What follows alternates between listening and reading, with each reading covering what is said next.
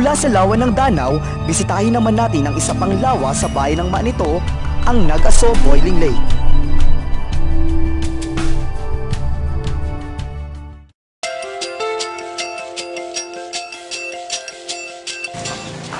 Isa na ng mga kakaibang atraksyon ng ating masasaksihan.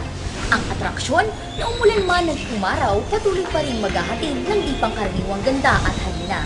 Samahan niyo po akong tuklasin ang hiwaga sa likod ng pinakanamumupagtanging tanawin sa probinsya ng Albay dito sa bayan ng Maanito, ang Nag-Aso Boiling Lake.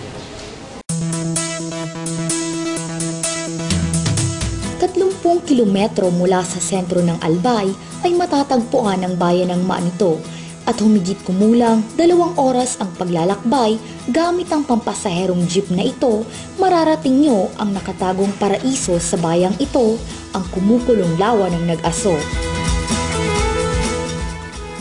Pinangalanan itong Nag-Aso ng mga sinaunang residente ng Barangay Hulugan kung saan naroon ang nasabing atraksyon dahil sa umuusok na tubig sa lawang ito. Kan mga inutnal daw, kung matugan mo yun, yan, bago matugan mo yun, minaubas yan. Nag-ubas na mainit na. Tapos ang pag nagtugan na, sulit naman siya sa dati. Kung may nagkalakaga baga, bunay, ibuntog mo, naluluto. Tunay ngang makapigil hininga ang yamang ito sapagkat malayo ka pa lang sa paligid ng lawa ay ramdam mo na ang init ng kumukulong tubig nito. Papatunayan namin kung gaano kainit ang kumukulong lawang ito sa pamamagitan ng isang itlog.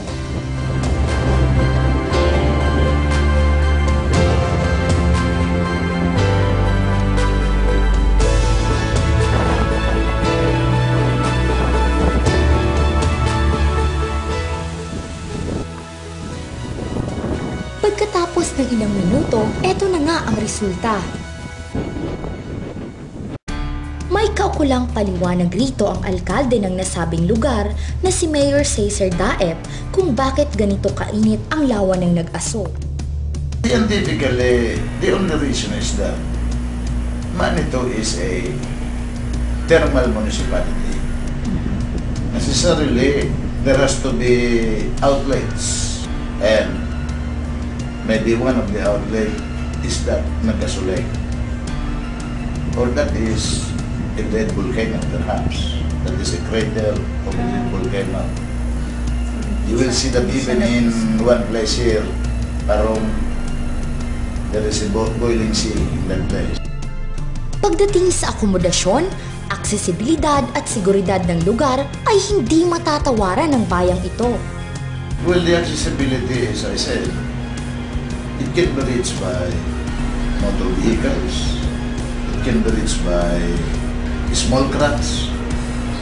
Well, insofar as accommodation is concerned, if there are special persons who will come here, then we can accommodate them by staying in the guest house. There is a guest house there, wherein they can sleep. Sa kabila ng kaliwat ka ng promosyon ng lokal na pamahalaan ng Maanito sa likas na yamang ito, ay hindi pa rin lubusang maipakilala ang Nag-Aso sa labas ng rehiyon dahil sa kakulangan ng suporta galing sa pamahalaan. I would not say that it is still undeveloped, because really, developments have been introduced in that place, although only superficial, because you see, tourism is supposed to be undertaken by the Department of Tourism in terms of development.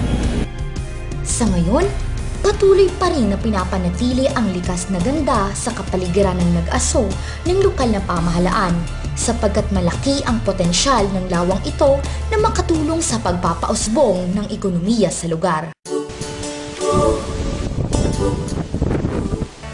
Sa patuloy na pag-usbong ng lamang ito, patuloy rin ang pagkakaroon ng tsansang makilala at mailathala ang pangalan ng lugar kung saan naroon ang Nag-Aso Boiling Lake bilang isa sa pinakabagong destinasyon ng mga turista hindi lang dito sa Pilipinas kundi sa buong mundo. At dahil dito, ang Nag-Aso Boiling Lake ay pasok sa Kamalasang Albay.